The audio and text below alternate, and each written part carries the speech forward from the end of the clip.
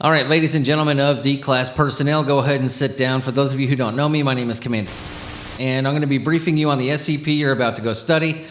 What we're looking at today, SCP-556, Object Class Euclid. Special Containment Procedures. SCP-556 is stored in a secure hangar at Site.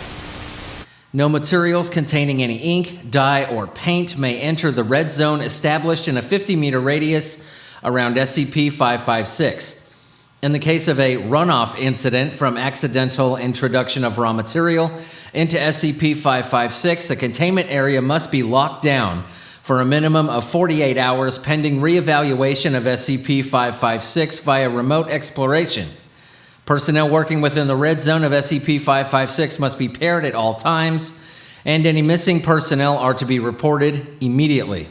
Description: SCP-556 is the recovered wreckage of Varig cargo flight PP-VLU, a Boeing 707-323C that crashed approximately 320 kilometers east-northeast of Tokyo, Japan on January 30th, 1979. At the time, the aircraft was carrying 153 paintings when a Foundation listening post picked up an anomalous Mayday signal from the flight. Officially, the aircraft disappeared without a trace and no wreckage was ever recovered. Foundation assets were able to recover SCP-556 mostly intact at a depth of meters on 1979 and transported the wreckage to Site where it remains today. The exterior of SCP-556 has sustained extensive damage consistent with a high-speed impact into water followed by exposure at crush depth. Despite this, the interior of SCP-556 is mostly intact and was in fact discovered dry at time of recovery and 86% covered by a layer of paint. Spectroscopic and chemical analysis has shown this layer to be a mixture of the paint on the paintings carried by PP-VLU on its last flight with traces of human DNA. The paint forms a continuous static scene depicting a large industrial complex in which several human figures are being data expunged. At time of discovery, no physical remains of the cargo or the 6 crew members could be found. An initial survey showed that the painting scene contained 68 uniquely identifiable individuals, of which several have shown incredible similarities to descriptions and photographs of the missing crew.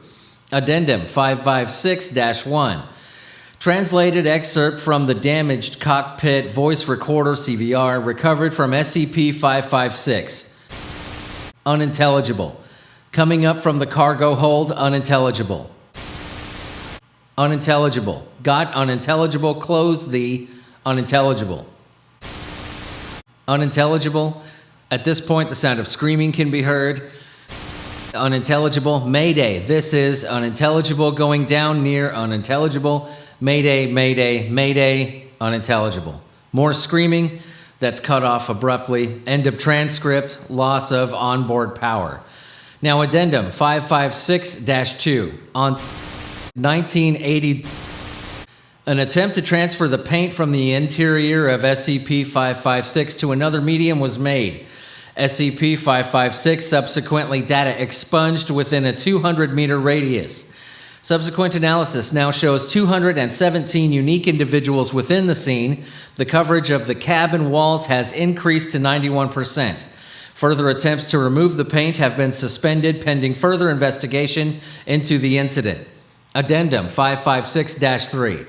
On 1990, a Class D maintenance worker with extensive tattoos over 46% of his body accidentally walked within the red zone of SCP-556 and was immediately data expunged. Current figure count within SCP-556 now stands at 218, with paint over 92% of the cabin walls.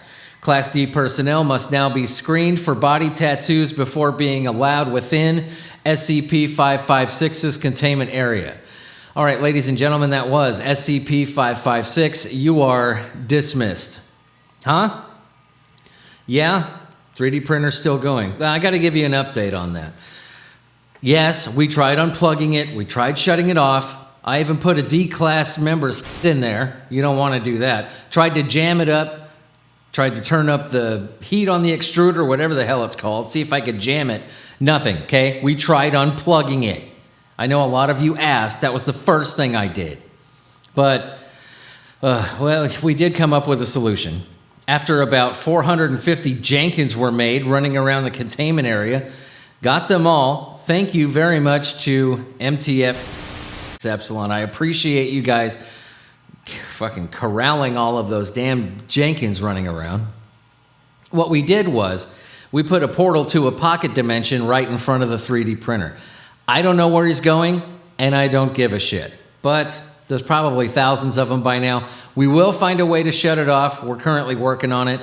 Just deal with it for now. And nobody go into that room. It's not really Jenkins, okay? If you're looking for Jenkins, you can't really pin a medal on a pile of ashes.